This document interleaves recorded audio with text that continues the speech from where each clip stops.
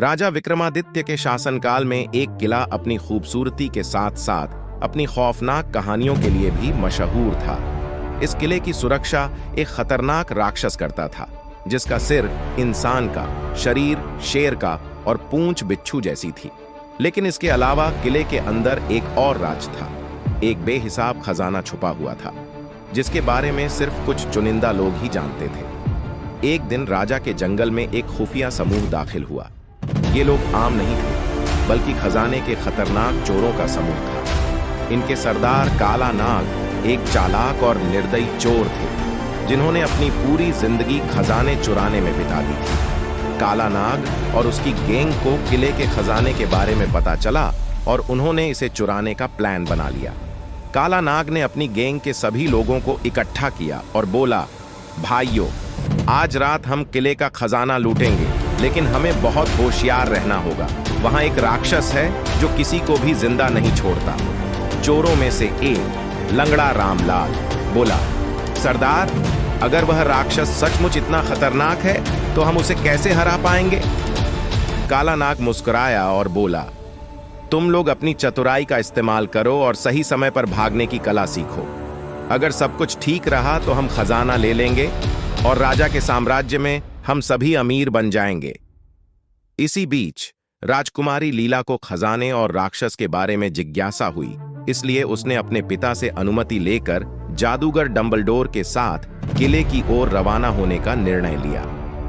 राजा विक्रमादित्य ने उसे चेतावनी दी कि किले में जाना खतरनाक हो सकता है, लेकिन लीला के दृढ़ संकल्प को देखते हुए उन्होंने अनुमति दे दी। जैसे ही लीला और डंबलडोर किले में पहुंचे, उन्होंने महसूस किया कि वहां किसी और के कदमों के निशान भी हैं। जादूगर डंबलडोर ने हैरान होकर कहा, लगता है हम अकेले नहीं हैं। लीला ने कहा, यह जरूर चोरों का समूह है जो खजाने पर नजर रखे हुए है। हमें बहुत होशियार रहना होगा। किले के बड़े हॉल में पहुंचते ही चोरों का समूह, लीला, जादूगर डंबलडोर और राक्षस सभी आमने सामने आ गए।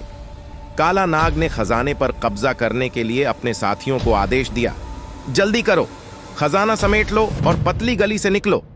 लेकिन जैसे ही वे खजाने के पास पहुंचे, राक्षस ने दहाड़ते हुए कहा, किसी में हिम्मत है जो मेरे खजाने को छूने की कोशिश करे? चोरों ने अपनी तलवारें निकाली और राक्षस पर हमला किया, लेकिन राक्षस की ताकत और गति ने उन्हें डर से भर दिया। लंगड़ा रामलाल ने डरते हुए कहा, सरदार, ये तो मौत का फरिश्ता है। लीला और जादूगर डंबलडोर ने मौके का फायदा उठाते हुए राक्षस पर हमला किया। लीला ने कहा, काला नाग, अगर तुम यह खजाना लूटने से बाज आ जाओ तो हम तुम्हें जाने देंगे, वरना तुम्हारी खैर नहीं। काला नाग ने हंसी के साथ जवाब दिया, तुम हमें कैसे रोक सकती हो राजकुमारी?